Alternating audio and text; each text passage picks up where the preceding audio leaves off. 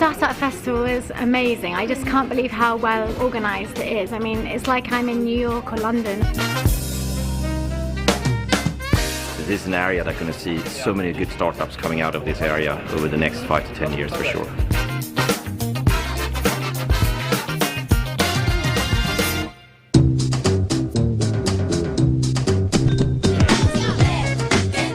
This is the perfect size, where you have some really great speakers and you also have so many interesting startups that are presenting and a really great whole entire floor to walk through.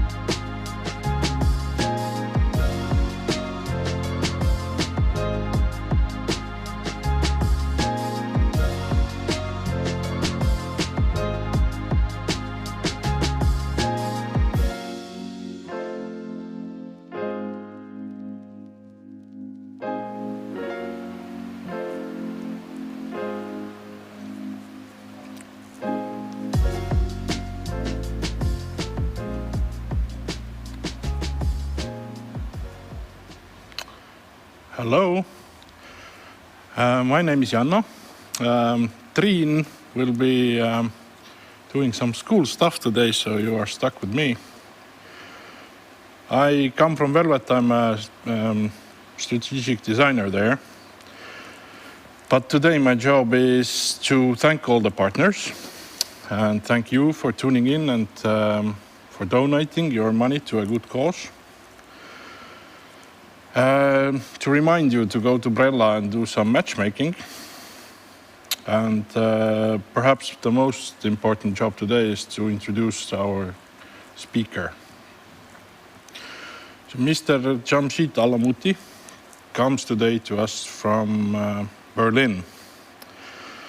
What can I say about him? He's a co-founder of Pi School, where they look at innovation in education from a creativity and technology marriage kind of standpoint.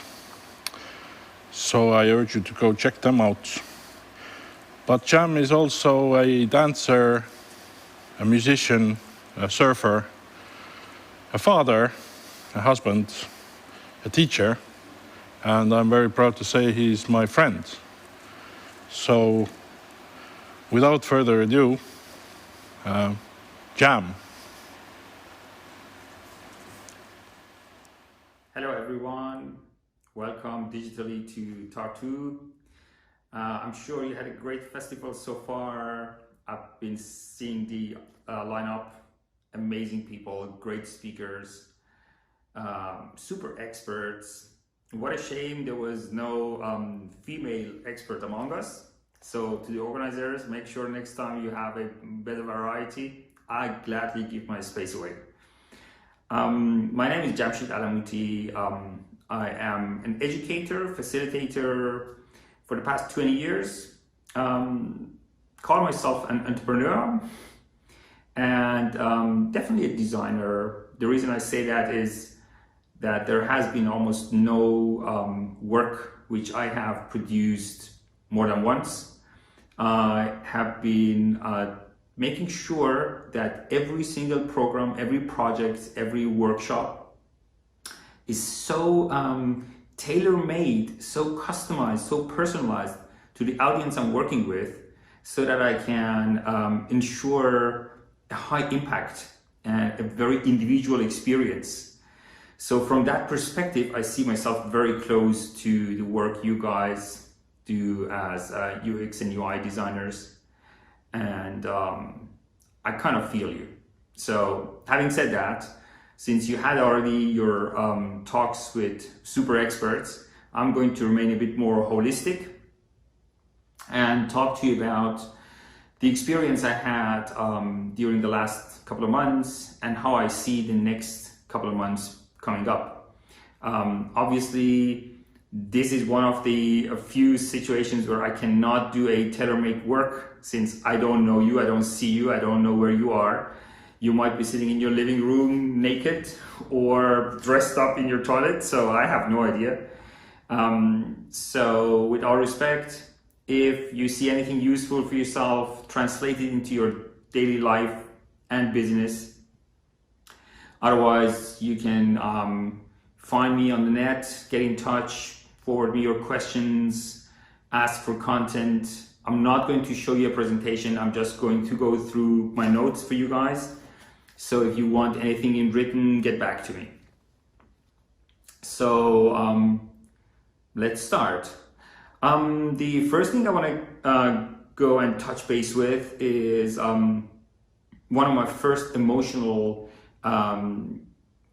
experiences and awarenesses I had after the Corona started. So COVID-19 came and there were talks here and there and different reactions in different corners.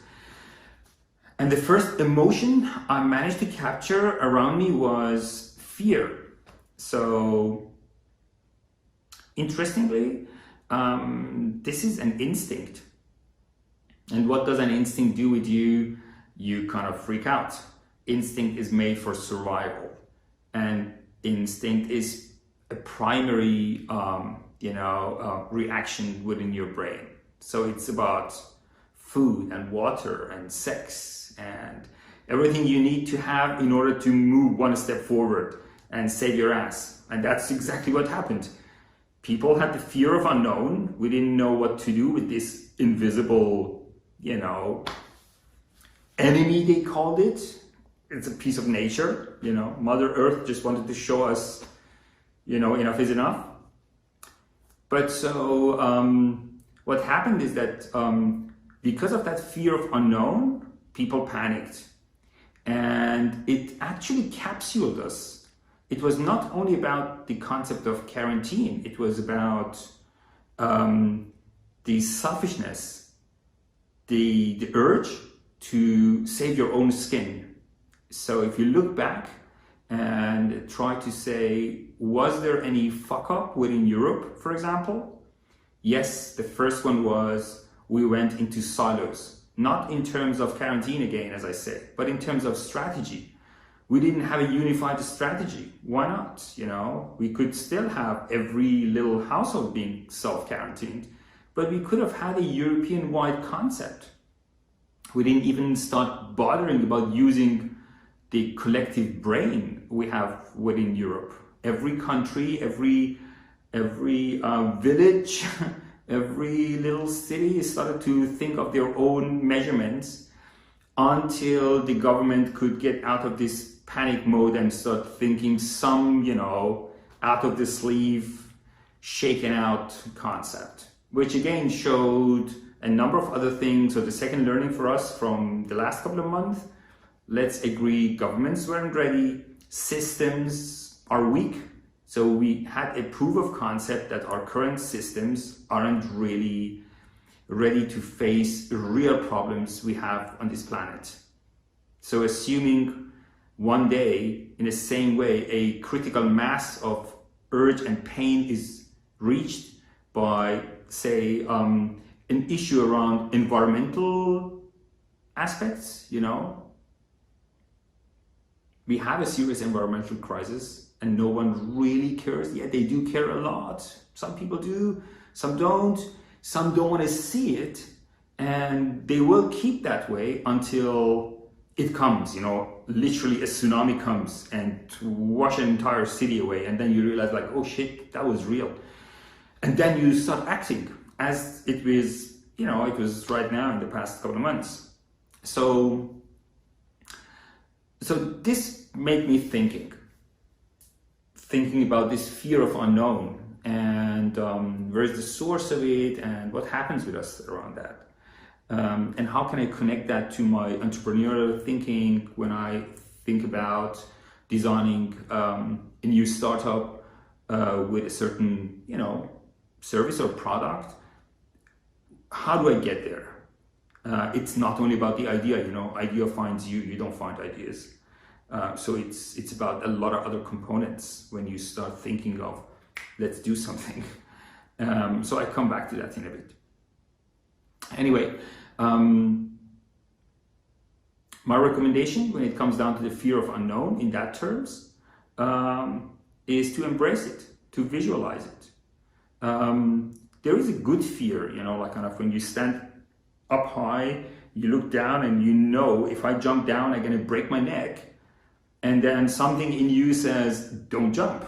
So that good fear is great to have. So we are talking about the unknown fear. And why is it unknown? It's actually only unknown because you have no idea what the real consequence is going to be there. And once you visualize it and once you know of the consequence, then you know how to deal with it. It's almost like right now there are countries where they know if they reopen and have people interact, they might raise the numbers again and they might have people dying. And funny enough, they are even taking that risk of losing some people, you know, in contrast of putting too much pressure, continuous pressure on the current economical problems they have. So it's also a bizarre picture, right? You're trading off like human lives right now.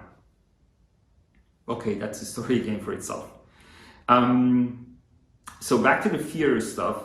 My recommendation again, face it, engage with it, get to know it, visualize it, and use it as a power to unleash your full potential. How is that happening? If you compare fear as a word with courage, when is that happening? Courage is actually just at the stage where you lose your fear. So you're standing up there, you want to jump into water, it's very high, and you say like, oh my God, I can't do that. And then there comes the moment where you get, you dare and you get all your energy together and you go for it. And that is the moment where you get courageous. That's the moment where you really like kind of got, you can call yourself courageous. You had the courage to take that jump. And the fear is gone, right?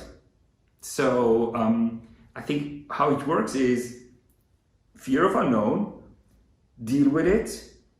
Once you lose it, as a trade-off, you get courage. And once you have that courage to do something, you're unleashing your full potential. Translate that into your business world, into your entrepreneurial actions, and you understand how it actually helps you to be more successful in business as well. So that's so far.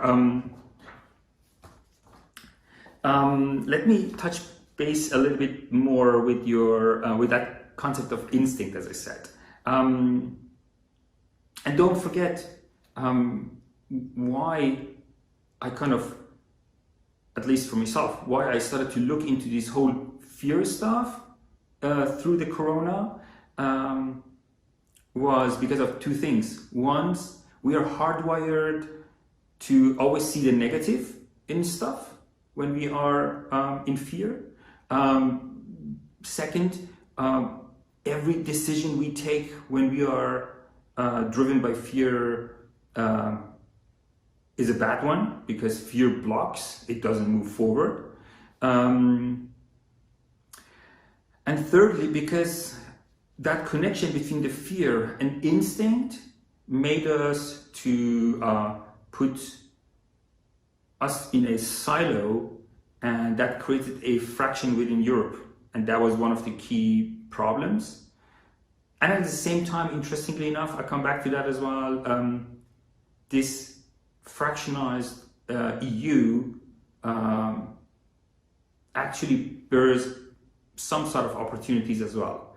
If we now go black and white and be a startupper and search for the golden idea, there are certain criteria time-wise which then relate to this situation. I'll come to that in a second. So looking at this issue of instinct and thinking, okay, people have started to think me first. People have started to think I have to take care of myself and my surroundings. And looking at this problem where they weren't prepared to deal with, connected to anxiety, made them react. And that is one of the key elements, again, one of the key fuck-ups in my eyes, both in this situation we had and in the entrepreneurial life you're going to be in. Why? Reaction is facing an action. So something happens to you and you react. But if you want to solve a problem, you're not reacting towards it. You're responding to that. You look for that. You respond to that. You look for a response. That is a huge difference to me. Do you react or do you respond? If you want to put your entrepreneurial glasses on and search for a meaningful problem and challenge to work towards, then you're not reacting. You are looking for answers for a challenge, and that's a different approach. That calms you down actually when you do that, and you expand. Really interestingly, it also shifts your focus. Shift your focus in terms of when you are reacting to something, you usually look for your core strength what you can do best. And I know that even like kind of, you know, the investor scene pushes when you ask them like, so what criteria do you go for when you look for an investment in a company? Then the word team and the individuals and who they are and what they can do comes at very early stage of their, you know, list of criteria. So I understand that. However, sometimes in times of crisis like that, where the opportunities aren't like kind of unlimited, but are very much related to a strict existing current and valid problem, it is less about what can you do well. It's more about what problem do I have to solve? And the rest comes around it. So focus on the object, on the subject matter, rather than what you're good at, if you see what I mean. This is one of the elements where I would recommend to anyone who is looking for a short-term approach to problems of now and today. But I mean, generalizing it, assume there is no crisis. Still, when you look into, what can I do? You are literally starting with looking for some relevant problems and round the corner, somewhere around you, somewhere where you can have an impact within that environment. If you're not going for, you know, some global giant project. And therefore, try to see what difference it makes in your brain if you start looking at things not from the perspective of, what can I do because I'm good at what I'm doing, but let me see where is a problem and what problem it is to solve. Let me focus on that and then kind of, you know, link my abilities to it. Might have some missing pieces, which I then go and do a, you know, knowledge shopping. Knowledge you can always buy. That is also an issue. You must have the personality. Knowledge you can buy. Anyway, so having looked at that situation and looking at those opportunities around me, looking at different countries being in a different pace and strength in terms of you know, coping with this situation. The second thing I realized is the core reason for people's dissatisfaction was that they could no longer feed their desires. Now, there is a difference between the instinct and desires. Instinct is primary, as I said, sex, food, water, you know, you want to survive. Whereas desires, love, power, joy, these are by choice. You select to have them, and it's very individual. So, and you do them again and again and again because you like it, which is called what? Habits. So people were unhappy, regardless of the fear part, like, oh my God, how can I pay my rent next time? But people were unhappy because the isolation was making them not being able to interact with their own desires. They could not feed themselves emotionally. And that's the fun part where the UX and UI design and entrepreneurship come in place. When we innovate, when we come up with a service or a product, we are actually not serving, very seldom we are serving the survival mode. We are actually serving desires. And this is how can I say that? You know, the way I started to look at it was this: okay, people are now forced to let go of old habits, not because it was bad or it was by choice, because getting rid of habits is super difficult, but because they had no other choice. They had to, and they could not replace it with new habits. Even that needed to come by by force, like let's have now Zoom meetings, like everyone had it, which was great on one hand because like, you know the jokes, everyone was saying like the perfect CIO is COVID-19. Like people were like working their ass off to convince their bosses and companies to go more digital and the new work and home office and all of that. And there were like tons of excuses why it's not possible. And then suddenly everyone is doing it. So that was like fun to see that. One of the good things about this little virus.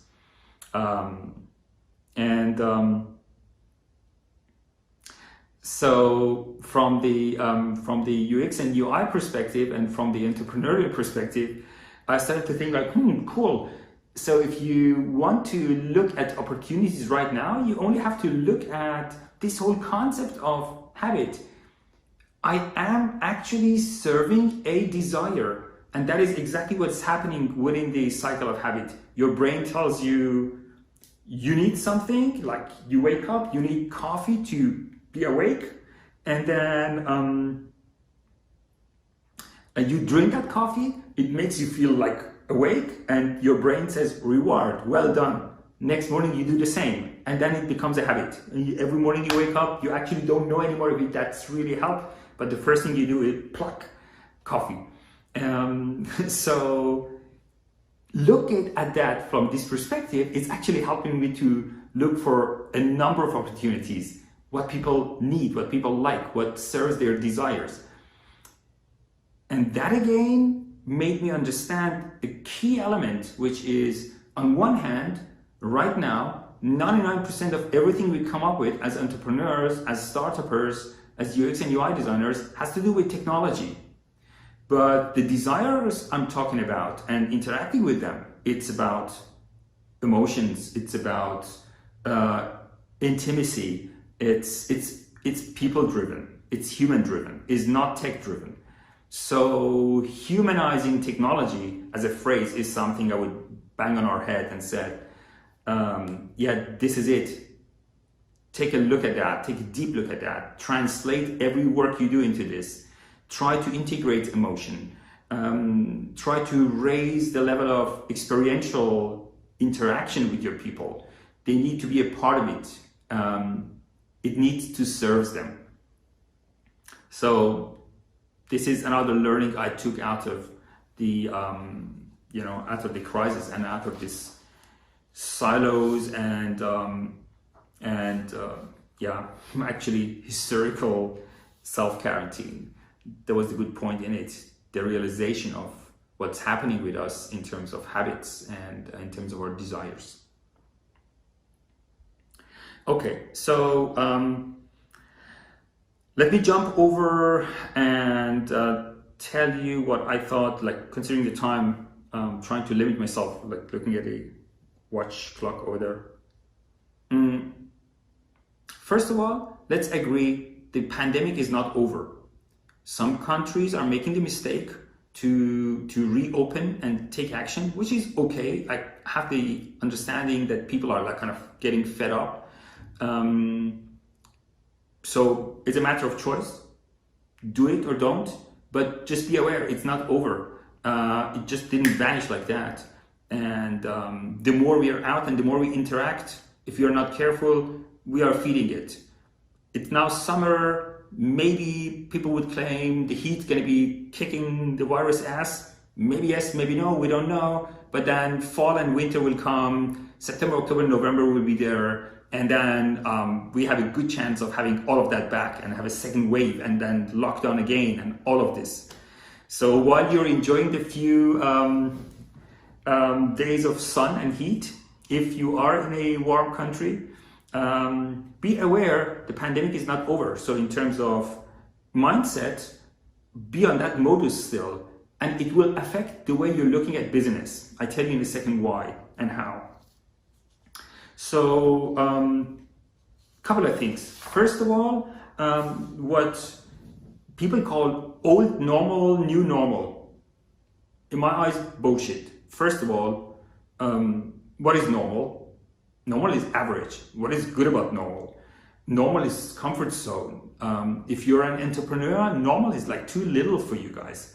If you're seeking innovation, normal is really average.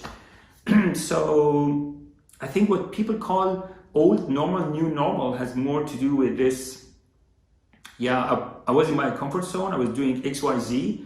I was forced into change some of them. Now it started to taste like, why not? You know, like that story with Zoom meeting and digital co-working and home office and all of that. And now, can I take some of these experience back to when I am opening up again? Now, assuming there will come the day where this virus is completely over and done, then we are still talking about exactly this, like, can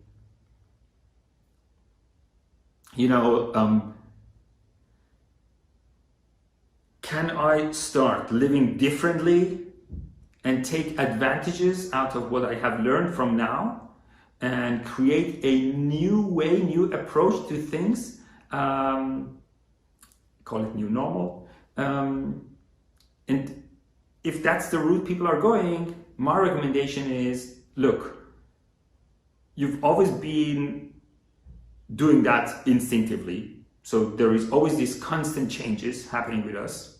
And it's less about the habits you change, which you then call normality at some stage, but it's about the mental learning you take, like adding values as real purpose, for example, and the question of why do we do things, and how can we build resilience, something we hadn't done. This is a perfect learning for that.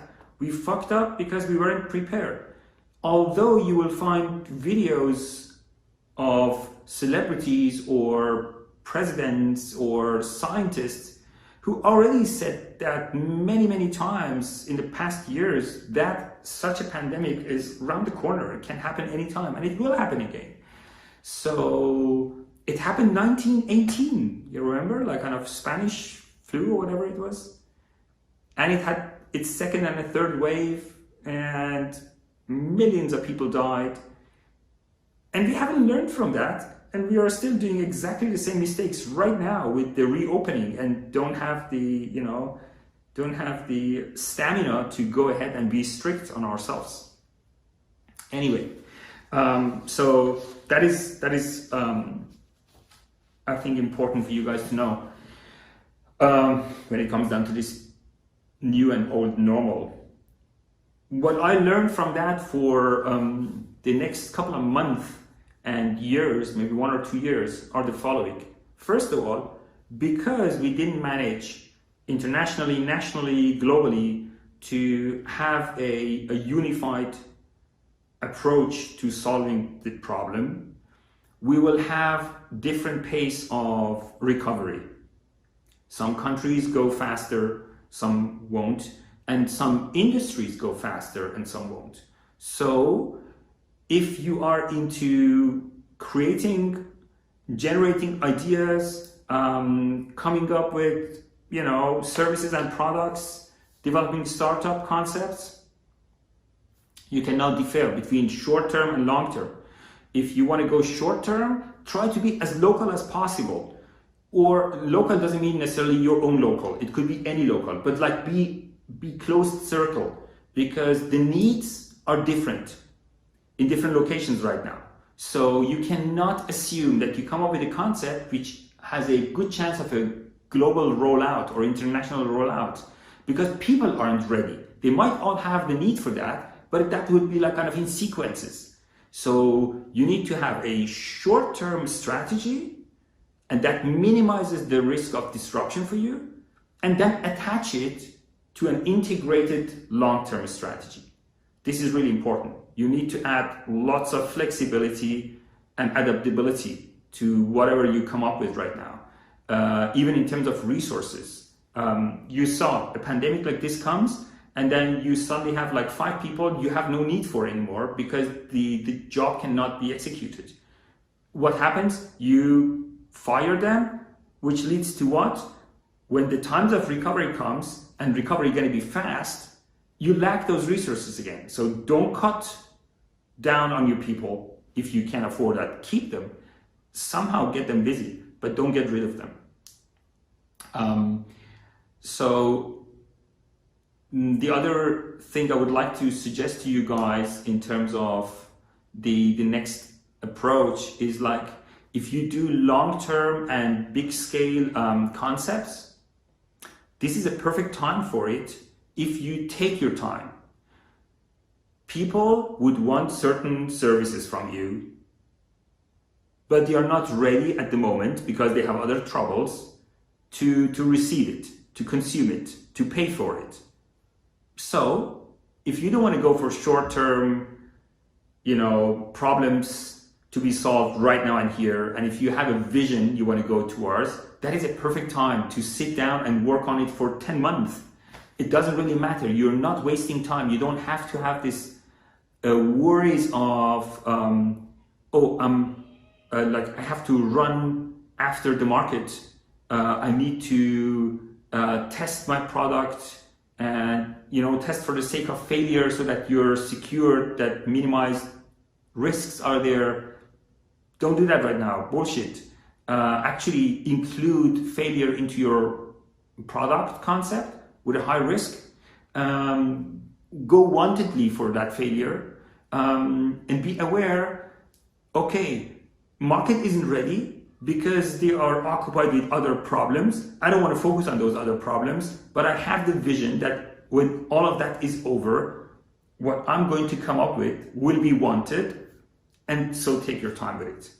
So differ between your long-term visionary products and short-term focused, dedicated products and services, which is looking for solving a current relevant problem.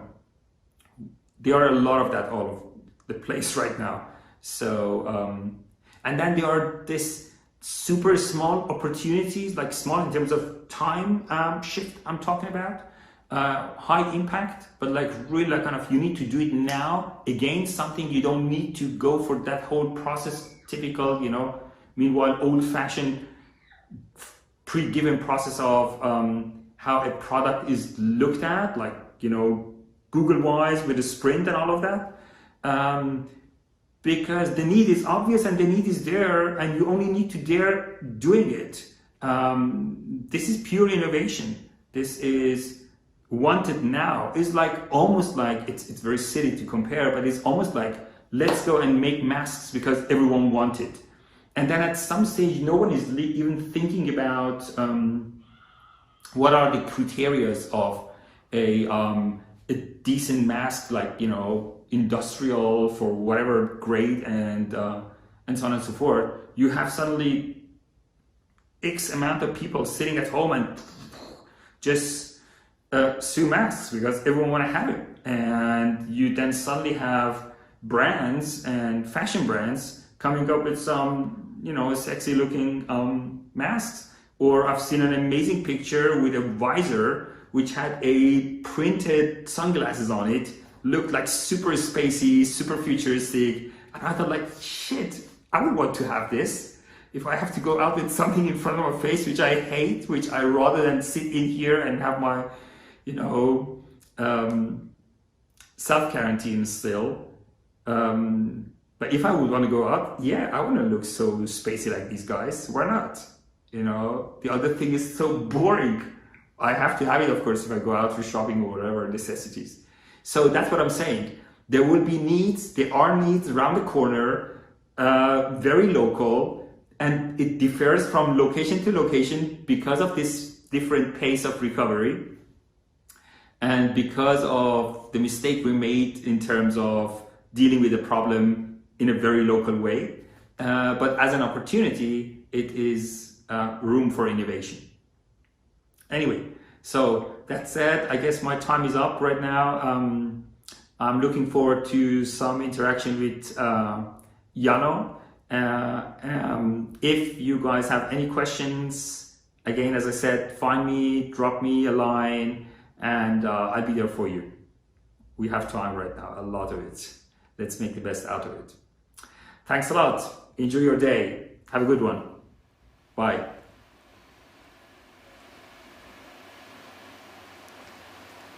Thank you, Jam, for this interesting talk. I have some questions for you. But if audience wants to ask something, then go on Brella and write your questions. I have this machine here. So hello, old friend. How's it going? Introduction, it was awesome. Okay.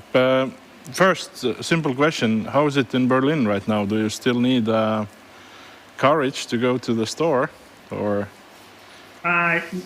Yeah, well, I mean, when you go out, if you don't see a couple of masks here and there, you think everything is completely back to normal.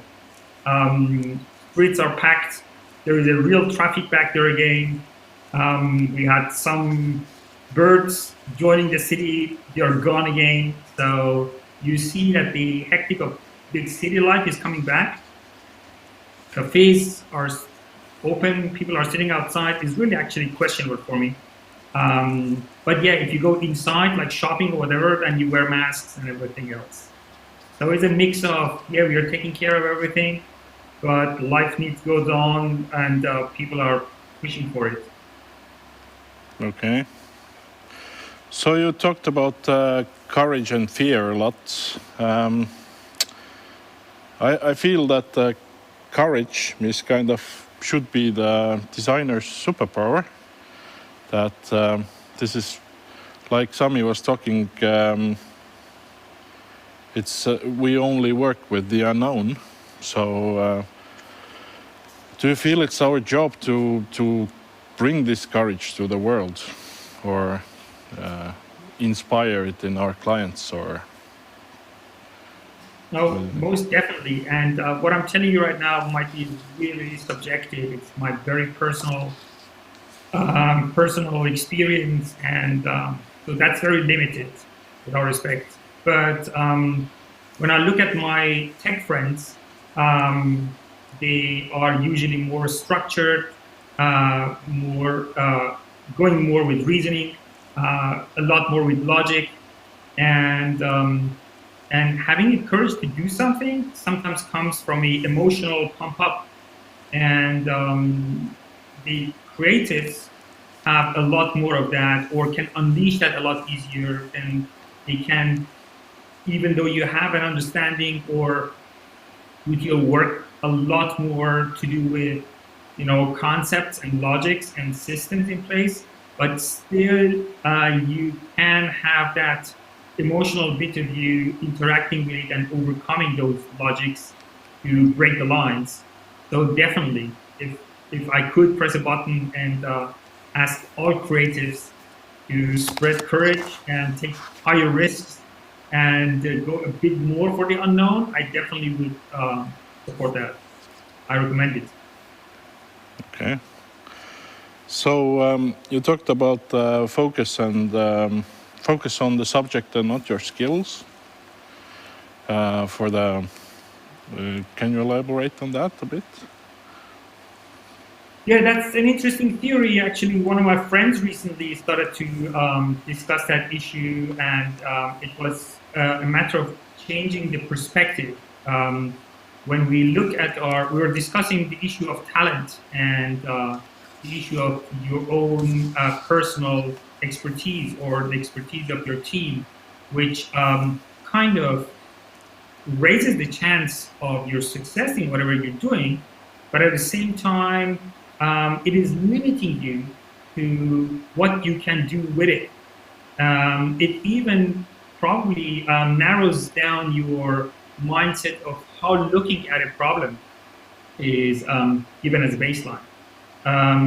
Whereas if you dedicate your focus and change the perspective and have the object or the subject matter you're dealing with to become the highest priority, then you are interacting and dealing with it unrelated to what you can do. You don't limit yourself. I had cases where, you know, like let's say you're working with a product manager or a coder, you know, someone with very specific know-how, and they would tell you, I can't do that because I have no personal experience with it, or I lack knowledge on it. But I would argue, hey, before you are a coder, you are a human being. And before, before you are an expert, you are a generally knowledgeable individual with common sense and knowledge. And therefore, okay, you might not be able to use your active core strength to directly and immediately give me a solution for this problem, which would be anyway your subjective point of view and limited to what you can do. But what about just thinking out of the box and say what could be done? If it's a matter of resource, we can buy. So this is how I'm differing and say shift from being self-centered in terms of your expertise and what you can do and what you're good at, to object-driven or subject matter-driven thinking to solve a problem. I hope it made sense. Yeah. So I'm thinking about this concept of or what you were talking about, that people turned very selfish during this crisis. Businesses, governments, people, places, everybody started to save their own ass, so to say. But there was a kind of opportunity to actually focus on yourself, which a lot of people don't do in the old normal, so to speak. So do you think that people actually took this opportunity, or did you? Well, I did, yes. Not in a, not in a big time way. I was dedicated to what I love to do, which is dealing and interacting with people. So I was trying to find digital ways of continuing doing what I was doing before, just sharing knowledge and debating with people. But what you say is it's really interesting, and there is a truth in there, and yet that truth is super individual. I think, I would come and claim people have looked at the pandemic and why is it there and where did it come from and what will happen with it, like all that, speculations. Everyone looked at it from their own perspective, obviously, from the way they could have a rhyme in that storyline. And that meant, yes, there was this huge wave of let's now become more purpose-driven and more aware and more conscious, and hey, look, human life counts and all of that. So the wave was very high. A lot of people started to serve on it. Tons of advertisers started to do nothing but, cheap slogans about that whole human aspect of it. So I think the question is less about, hey, you had time to do something and you did it. Now you were a husband and wife with kids and you could stay at home and do a lot more with your children, which you did before. The more interesting point is, do you have the stamina to take that with you after the next normality comes back, where you don't have to essentially do that, but by choice? I think that's important. For me, it doesn't count much that we did things because we did have no other choice. It would be interesting to see if we still do that when we do have a choice to let them down or keep up going. Yeah, I found this myself, or found myself thinking about this concept of self-empathy. If you catch my drift, there's like understanding how you function without this forced upon structure on yourself. Like if you don't need to if you don't need to put your pants on in the morning, would you put your pants on? Yeah. True. Yeah. That is true. No, I was from the type of guy who didn't put my pants on if I didn't have to. Are you wearing pants right now? Well, I don't show you. Well, yes, I do actually. Easy going. I don't believe you. So, what do you say to people who say that this crisis is a kind of blessing in disguise or a great social experiment that we couldn't recreate ourselves. It's just like a great opportunity to learn and to test things, but that we are kind of squandering it right now, not learning, not looking at effects. Yeah, I can play with this thought a lot. I like it because yes, I definitely believe Mother Earth wanted to do a little bit of shake to us, and it did it well. We call this virus partially enemy, and I think like this is a tiny piece of a nature, and the reason it would come has like precisely to do with our interaction with nature. So that it happened upon us is natural, and that it will happen again is natural, and it happened in the past.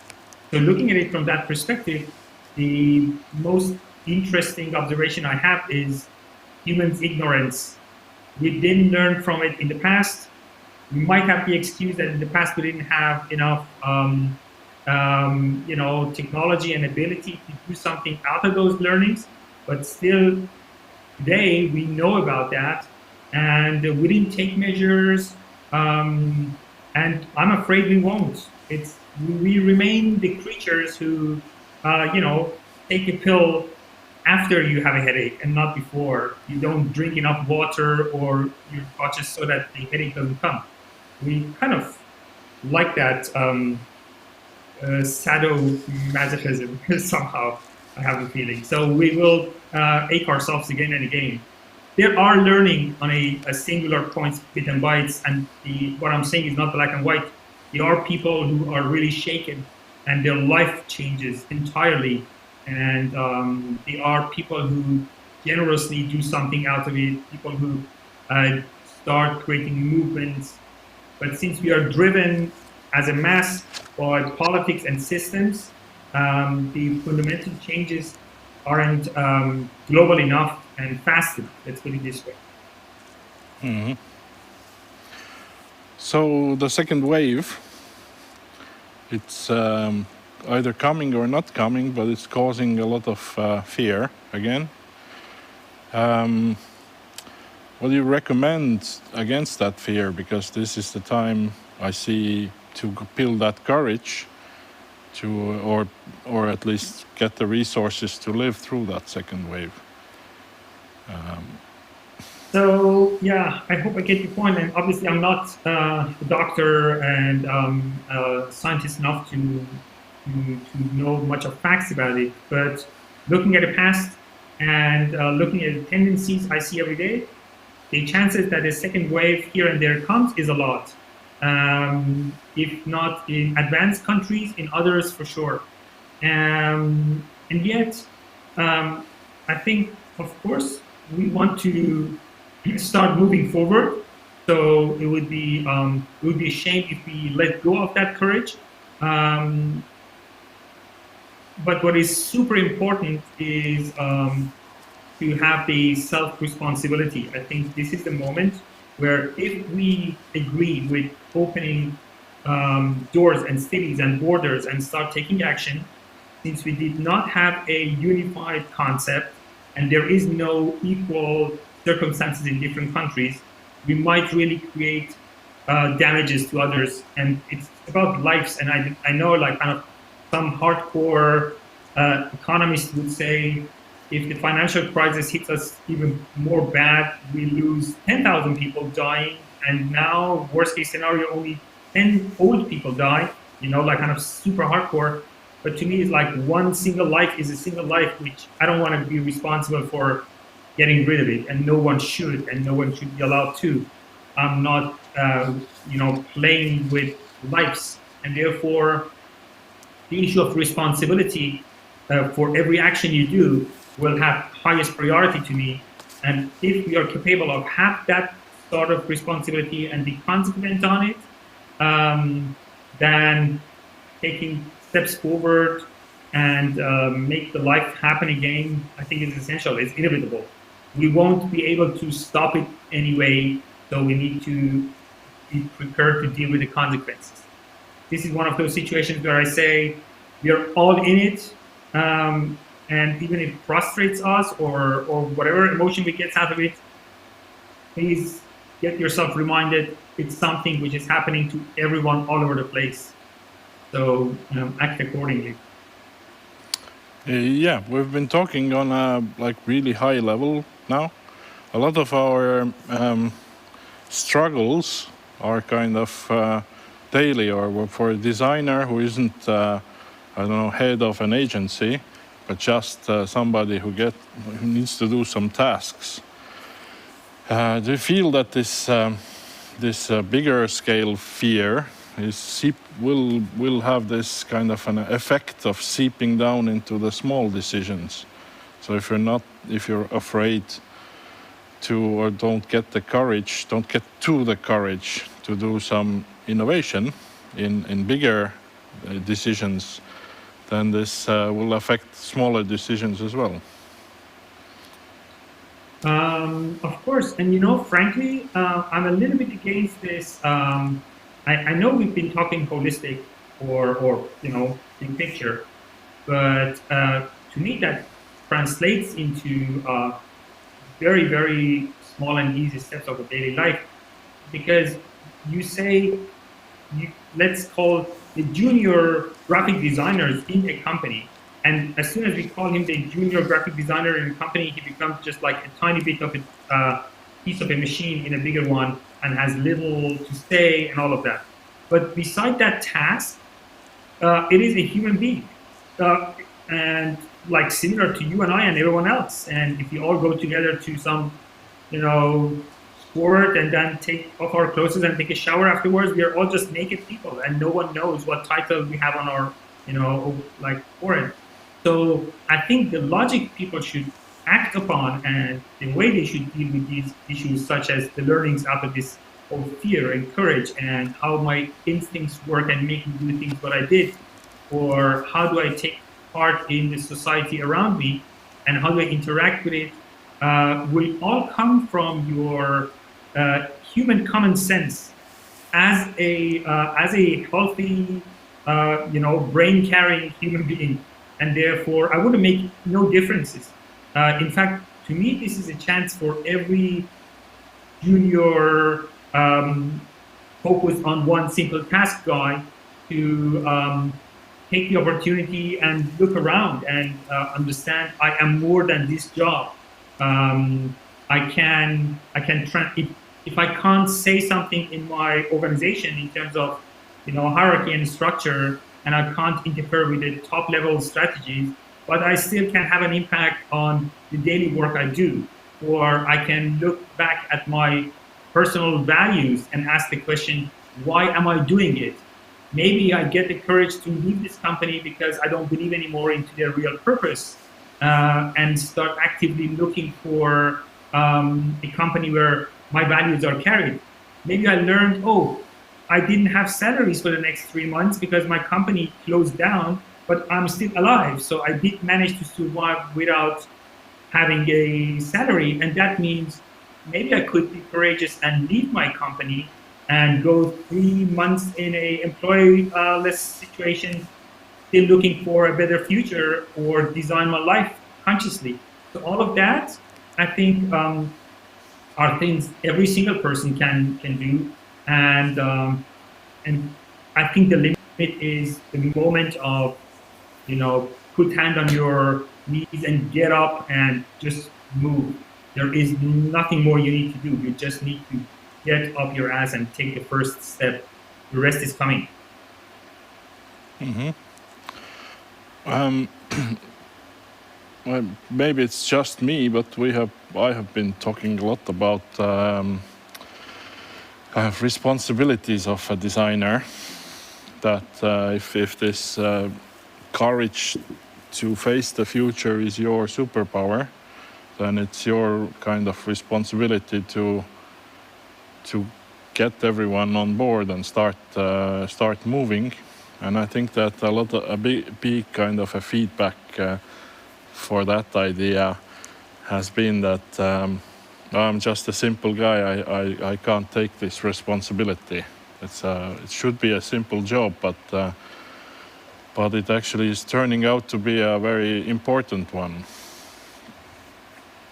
So it's not just creativity, but maybe this habit, or let's say experience of working with the unknown, which there is a lot of now. I mean, no, I definitely agree with you. You're right. I would super welcome more people thinking like you just described, and taking that responsibility of pushing others, to me, is combined with that idea of collaboration. Back to the aspect of, you know, selfishness and egoism and me for myself. I think it was latest now we realized we can solve our problems only if we collaborate, we get together, we work together. And I think everyone has the responsibility to call this into the ear of others and make us aware of that. Every little small things you do, which could encourage that sense of collaboration and sense of interdependency and the awareness around it, is like super important. This going towards the unknown, if that is based, as I said, on it is unknown because we are hardwired to think the unknown is bad and so on and so forth, if that is the case, then a collaborative group will help us to better face it. It's like, do you go alone into the dark room and your brain starts playing with you and you have a lot more shit in your pants, or you have your, you know, boyfriend and girlfriend and son and mother and whoever hands in your hand and walk in there, and then you have someone, you still don't see them, but you feel someone beside you, and that gives you a little bit more courage to move forward. So it's not much different. The collective counts in that concept, and not only that the collective counts, but the collective is important. I think there are two elements we need to know as designers. We are no longer, it's no longer sufficient to do just beautiful stuff. That's too little. That's a shame to waste your energy on it. You definitely are there with problems, and they are enough of it. They are relevant problems. It's a must to solve them. It's not actually only an opportunity in terms of a startup. They are problems which need solving, and you guys are the best for it. And you need to be working together on them. So you need that collaboration, and you need that focus on the problem. So yeah, please do more of that, every single of you, and take me with you. So I will turn into Jeremy Clarkson and say, on this note, it's time to end this conference. Thank you, Jam, for being Thank you very much with us today. Absolutely. Pleasure. Yeah, if you have questions to Jam, you should go to Brella and ask them. We will forward them to him. So yeah, thanks again, Jam. Thanks to all the other speakers we have had this week, joining from all over the world. And thanks to our partners like UX Tartu and Startup Day, Velvet, Startup Estonia, and RGB for this awesome studio, and all the hard work they put in it. There is literally no way we could have done it without you guys. The Estonian Blind Association asked for your help, and now Jakob will give us a little overview how that went. Hello, my name is Jakob Rosin. I'm the chairman of Estonian Blind Union. I gave you a little speech yesterday about user experience and accessibility. And you guys have been generously giving us donations through the whole conference week. And I just wanted to say we're really thankful for that. It helps us develop courses and education among blind and visually impaired people in Estonia towards greater accessibility of mobile devices. And, you know, your donations will help a lot to bring modern technology towards blind and visually impaired people in Estonia. So thank you again so much. I hope to see you soon. Take care and bye-bye. Thank you, Jakob. It warms my heart to hear that. But my final thank you goes to you all for tuning in, for giving generously, for being amazing, for asking questions, for interacting with each other. I hope you found some new friends. I know I found a lot of new ideas from these talks. And yes, so thank you all. And coming back to Sami's speech, so go pick yourself a future and make it happen.